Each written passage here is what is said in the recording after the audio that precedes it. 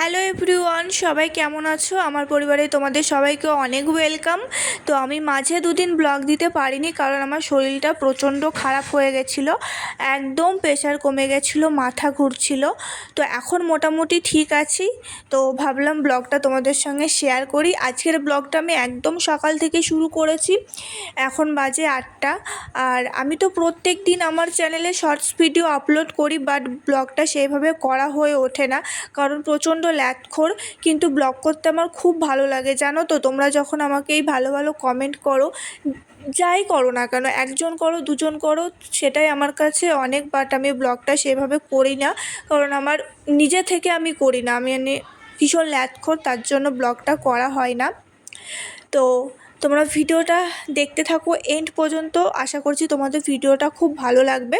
তো আমি সবার প্রথমে আগে গাছগুলোতে জল দিয়ে নিচ্ছি।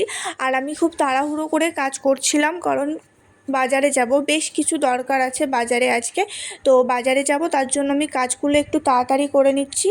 আর এদিকে এখন প্রায় 8:30 থেকে 9টা বাজে। আমি এখন জানলাগুলোকে খুলে নিচ্ছি। আমি সকালে উঠেই জানলা খুলি না কারণ একজন ঘুমিয়ে থাকে, সে তো ঘুম থেকে উঠতেই যায়, এখনও পর্যন্ত ঘুমিয়ে আছে। 9টা বাজে, এখনও ওঠার কোনো নাম নেই। তো আমি আমার কাজগুলো করে নিচ্ছি, ও ওর মতো ঘুমিয়ে থাকে। আমি সকালে উঠে আমি আমার মতো নিচে চলে যাই, ফ্রেশ হই, ঠিক আছে। তো আমার কাজ আমি করে নিই, ও যখন ঘুম থেকে ওঠে তারপর আমি বিছানাটা তুলে নিই আমার, কারণ বিছানাটা তুলতে একটু দেরি হয়, ও যেহেতু ঘুমিয়ে থাকে। তো এদিকে আমি ঘরটা মুছে নিয়ে এখন যে বাজারে বেরিয়ে পড়েছি, যাচ্ছি ঠাকুমার সাথে বাজারে। আমার সেরকম একটা দরকার নেই, যাচ্ছি ঠাকুমার জন্যেই, কারণ ঠাকুমার যে কোনো দরকারে, মানে বিশেষ দরকারে যেগুলোতে মানে একটা মানে গার্জেনের প্রয়োজন হয়, একটা মতামতের দরকার হয়, ঠিক আছে, ঠাকুমা আমাকে এই সমস্ত বিষয়ে খুব দাম দেয় বলতে পারবো, আমার ভীষণ ভালো লাগে। তো আজকে এসেছি সোনার দোকানে, কারণ হচ্ছে ঠাকুমার জন্য দুটো চুড়ি বানাবে, মানে রেগুলার ডেলি পরার জন্য দুটো চুড়ি বানাবে। তো সেটা বানানোর জন্যই আজকে দোকানে এসেছি। তো ঠাকুমা আমাকে নিয়ে এসেছে। প্রত্যেকটা কাজে আমি ঠাকুমার সাথে যাই, ঠাকুমা একা যেতে পারে না কারণ ঠাকুমা দিক হারিয়ে ফেলে, বয়স হয়েছে, বুঝতেই পারছো, প্রত্যেকটা মানুষেরই বয়স হয়ে গেলে একটু চেঞ্জ আছে ভিতরে। তো এখানে দেখো ঠাকুমার হাতের মাপ দিয়ে ঠাকুমা কীরকম চাইছে মনের মতো করে আজকে বানাতে দেওয়া থাকলেও পরের দিন এসে নিয়ে যাব, মানে ধরো 1 সপ্তাহ 10 দিন মতো তো সময় লাগবেই। আর এখন যা সোনার দাম বেড়েছে ভাই, মাথা পুরো ঘুরে যায়।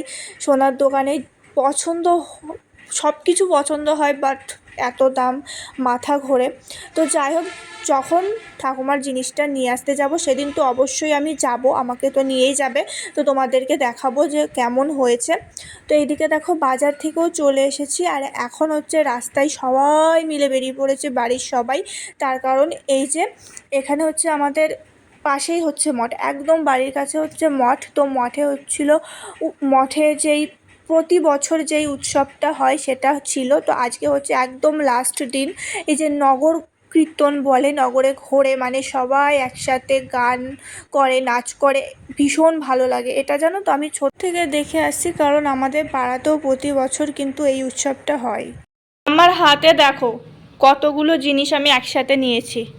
এই একটা ব্যাগ, এখানে দেখো ঘড়ি, এটা নিচে ছিল, ঠাকুমাকে দিয়েছিলাম দেখার জন্য, ঠাকুমার ঘড়িটা খারাপ হয়ে গেছিলো। তো ঠাকুমা আবার নতুন ঘড়ি নিয়েছে, আমাকে আমারটা দিয়ে দিল।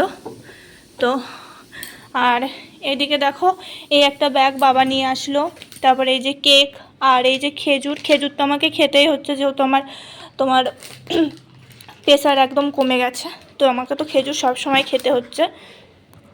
তো এখন যাচ্ছি, দেখো আমি মাথায় গামছাটা দিয়ে নিয়েছি কারণ প্রচণ্ড রোদ। এখন যাচ্ছে হচ্ছে নদীতে, আমাদের বাড়ির কাছেই নদীতে যাই হচ্ছে ফুল ফেলতে, ঠাকুরের ফুল একসাথে রেখে দিই, অনেকগুলো হয়ে যায় যখন একসাথে গিয়ে ফেলে দিয়ে আসি, কারণ এখানে ফেলার মতো কোনো জায়গা নেই, সবই তো মানে পাশাপাশি বাড়ি, বুঝতেই পারছো।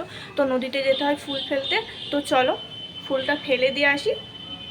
তো তো এদিকে দেখো আমি বালতিটা নিয়ে নিচ্ছি, দুটো বালতি হয় আমাদের, কারণ ঠাকুমা পুজো করে, নিচে আমার শাশুড়ি মা পুজো করে, আমি পুজো করি, তিনটে ঠাকুরের ফুল কিন্তু বেশ অনেকটাই হয়। আর এখানে যেহেতু কোথাও বাড়ির পাশে ফেলার কোনো জায়গা নেই, যেহেতু পরপর বাড়ি, ঠিক আছে, তো তার জন্য আমাদেরকে নদীতে গিয়েই ফেলে আসতে হয়। আর প্রতি সপ্তাহে নয়, ধরো 7 দিন 10 দিন পর পর আমি আর ঠাকুমাই আসি, নদীতে আসি, এসে ফুলগুলো ফেলে দিয়ে যায়। আর ফুল পচে গিয়ে না অনেকটা গন্ধও হয়ে যায়, পোকা হয়ে যায়, তো বেশি দিন রাখাও যায় না। তো দেখো এখন নদীতে চলেও এসেছি। আর এই নদীটা কিন্তু ভীষণ সুন্দর, কিন্তু এই নদীতেই জানো তো বেশ কিছুদিন আগে, মানে বেশ কিছুদিন বলতে বেশি দিন হয়নি, এটা হচ্ছে আমাদের হচ্ছে কৃষ্ণনগর ঘূর্ণি, আমার বাড়ি তো কৃষ্ণনগরের মধ্যেই, মানে কৃষ্ণনগর ঘূর্ণি। তো এখানেই কিন্তু কয়েকদিন আগে এই নদীতেই কিন্তু কুমির ধরা পড়েছিল। ভাবলেই অবাক লাগে যে এই নদীতে একসময় স্নান করতে এসেছি, মানে দাদু যখন মারা গেছিলো তখন যখন আমাদের কাজ হয়, তো তখন তো জানোই তো যে নদীতে স্নান করতে আসতে হয়। তো এই নদীতে স্নান করেছি, তার কয়েকদিন পরেই কুমির ধরা পড়েছে। মানে আমার তো ভাবলে গায়ের মধ্যে কাঁটা দিয়ে ওঠে যে উফ বাবা কি বলবো। তো যাই হোক, দেখো আমি ফুল ফেলে দিয়ে বাড়ি চলে এসেছি। বন্ধুরা, এই ভিডিওটা এই পর্যন্তই রাখছি, কেমন লাগলো অবশ্যই জানিও, ভালো লাগলে সাবস্ক্রাইব করে পাশে থেকো। দেখা হচ্ছে খুব তাড়াতাড়ি নতুন একটা ব্লগের সাথে, সবাই খুব ভালো থেকো।